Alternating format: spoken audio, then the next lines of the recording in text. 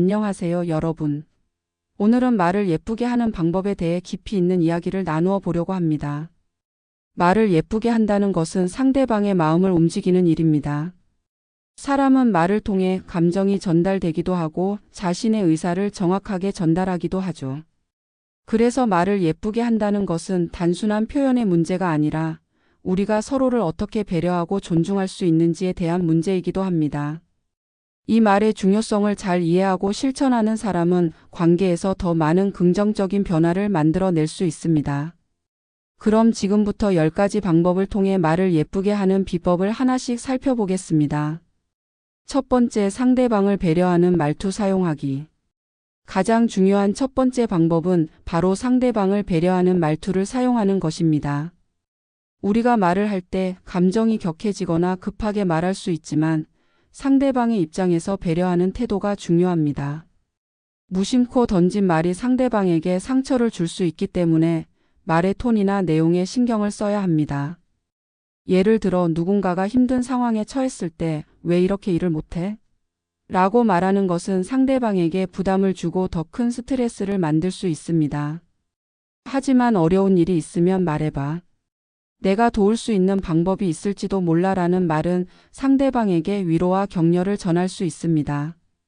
배려하는 말투는 단순히 부드러운 톤에 그치는 것이 아니라 상대방이 어떻게 느낄지를 생각하며 말을 하는 것입니다. 그러므로 말을 할 때는 상대방의 감정을 고려하고 말의 톤이나 내용이 상대방을 불편하게 만들지 않도록 주의해야 합니다. 예를 들어 이것 이렇게 해주세요라고 명령하듯 말하는 것보다 이 부분을 이렇게 조정해 주시면 더 좋을 것 같아요라고 부탁하는 것이 훨씬 예의 바르고 배려심 깊은 표현이 될 수 있습니다. 이런 배려는 일상적인 대화에서 굉장히 중요한 역할을 합니다. 두 번째, 긍정적인 언어 사용하기. 우리가 일상에서 가장 많이 사용하는 언어는 긍정적이고 희망적인 말이 될 수 있도록 해야 합니다. 사람들은 긍정적인 말에 더 많은 에너지를 얻고 그로 인해 자신감과 의욕을 느낄 수 있습니다. 예를 들어 누군가가 실수했을 때 왜 이렇게 실수했어? 라고 말하는 대신 다음에는 더 잘할 수 있을 거야. 실수해서 배워보자. 라고 말하는 것이 훨씬 더 긍정적인 태도를 나타냅니다. 이런 말은 상대방을 격려하고 실수해서 학습할 수 있도록 도와줍니다. 그렇다고 해서 항상 밝고 과도하게 긍정적인 말만 해야 한다는 뜻은 아닙니다. 때로는 상황에 따라 부정적인 상황을 인정하면서도 그 상황을 해결하기 위한 긍정적인 방향을 제시하는 것이 필요합니다. 예를 들어 이번 일이 잘 안 됐지만 그 경험을 통해 더 나은 방법을 찾을 수 있을 거야 라는 말은 부정적인 상황을 인정하면서도 해결책을 제시하는 긍정적인 말이 될 수 있습니다. 부정적인 언어가 상대방에게 미치는 영향은 매우 크기 때문에 일상에서 긍정적인 언어를 사용하려는 의식적인 노력이 중요합니다. 세 번째, 존댓말 사용하기. 우리나라에서 가장 기본적으로 중요한 예의는 바로 존댓말입니다. 우리는 존댓말을 통해 상대방을 존중하고 자신의 의사를 더 부드럽고 예의 바르게 표현할 수 있습니다. 예를 들어 말을 할 때 이렇게 해라는 명령조의 말보다 이렇게 해보세요라고 말하는 것이 더 부드럽고 예의 바른 표현이 됩니다. 존댓말을 잘 사용한다는 것은 그 사람의 태도가 예의 바르고 상대방을 존중하는 방식이기 때문에 매우 중요합니다. 하지만 중요한 점은 존댓말을 사용한다고 해서 반드시 딱딱하고 형식적인 대화만 해야 한다는 것은 아니라는 점입니다. 존댓말도 자연스럽고 부드럽게 사용해야 합니다. 예를 들어 누구에게 부탁할 때 이 부분을 조정해 주실 수 있나요? 라고 부드럽게 요청하는 것이 더 효과적이고 예의 바른 대화가 됩니다. 존댓말은 그 자체로 상대방에 대한 존중을 담고 있지만 지나치게 딱딱하거나 경직된 톤으로 사용하면 오히려 불편하게 느껴질 수 있습니다. 그렇기 때문에 존댓말도 상황에 맞게 자연스럽게 사용할 수 있는 것이 중요합니다. 네 번째, 직접적인 비판보다는 개선할 점 제시하기. 누군가의 행동이나 결과에 대해 비판을 해야 할 때 직접적으로 왜 이렇게 못해? 라고 말하기보다는 그 사람의 부족한 부분을 개선할 수 있는 방법을 제시하는 것이 중요합니다. 예를 들어 이번 일이 잘못됐지만 다음에는 이런 점을 신경 쓰면 더 잘할 수 있을 거야 라는 말은 상대방이 실수를 받아들이고 앞으로 어떻게 개선할 수 있을지를 알려줍니다. 이런 방식의 피드백은 상대방이 방어적으로 반응하는 것을 막고 더 나은 방향으로 나아갈 수 있게 도와줍니다. 비판을 할 때는 실수를 지적하는 것에 그치지 않고 그 사람이 잘하고 있는 점도 함께 언급하는 것이 좋습니다. 예를 들어 이번엔 조금 아쉬웠지만 평소에 열심히 하는 모습이 정말 좋았어요 라는 말을 덧붙이면 상대방은 자신을 인정받았다는 느낌을 받게 되고 비판을 긍정적으로 받아들일 수 있습니다. 개선점을 제시할 때는 구체적으로 어떤 부분을 고쳐야 하는지 말해주는 것이 중요합니다. 너무 급하게 했어라기보다는 이 부분을 좀 더 천천히 체크해 보세요처럼 구체적인 해결책을 제공하는 것이 더 효과적입니다. 5번째, 감정적인 표현 피하기. 우리는 종종 감정적으로 말을 하게 될 때가 많습니다. 특히 상황이 급하거나 스트레스가 많은 상황에서는 감정이 격해져서 말을 하는 경우가 있습니다. 예를 들어 너 때문에 내가 이렇게 고생했잖아 라는 말은 상대방에게 강한 책임감을 부여하고 감정적인 충돌을 일으킬 수 있습니다. 대신 이번 상황에서 내가 조금 더 조심했어야 했는데 다음엔 더 잘할 수 있을 것 같아라고 말하면 문제를 해결하는 방향으로 대화를 이끌어갈 수 있습니다. 감정이 격해지면 대화의 톤이나 내용도 과격해지기 쉽습니다. 그래서 중요한 것은 잠시 멈추고 상대방에게 감정적인 부담을 주지 않도록 조심하는 것입니다. 감정을 조절하며 말을 한다면 더 긍정적인 대화가 될 수 있습니다. 말이 나가기 전에 한 번 더 생각하고 감정적으로 과잉 반응하지 않도록 노력하는 것이 필요합니다.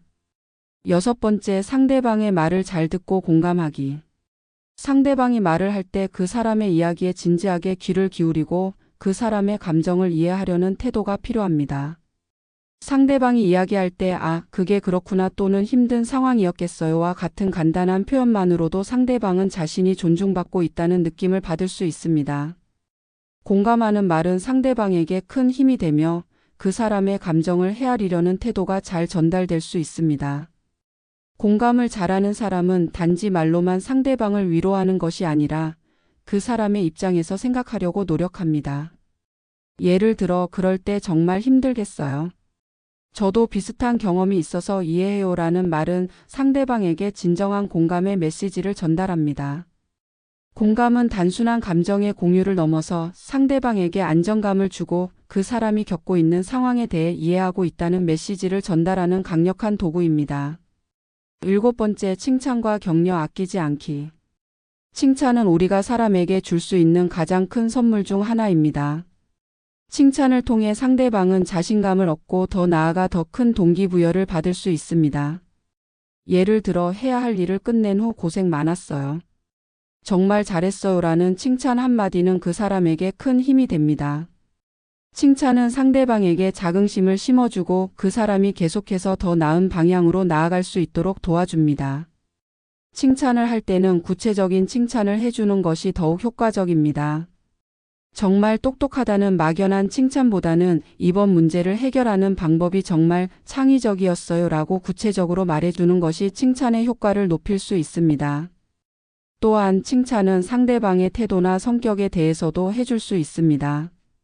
예를 들어 오늘 정말 밝고 기분 좋은 에너지를 주셔서 감사합니다 라는 칭찬은 그 사람의 긍정적인 에너지를 인정하는 말이 될 수 있습니다. 8번째, 모호한 표현 피하기. 모호한 표현은 대화를 혼란스럽게 할 수 있습니다. 상대방이 당신의 말을 정확히 이해하지 못하면 의사소통이 원활하게 이루어지지 않을 수 있습니다. 예를 들어 그렇게 하면 안 되라고만 말하는 것은 너무 일반적이고 애매하게 들릴 수 있습니다. 구체적인 상황이나 이유를 함께 설명해 주는 것이 더 효과적입니다. 이 부분은 이렇게 조정하면 더 효과적일 거야 라고 말하는 것이 훨씬 명확하고 이해하기 쉬운 방식입니다.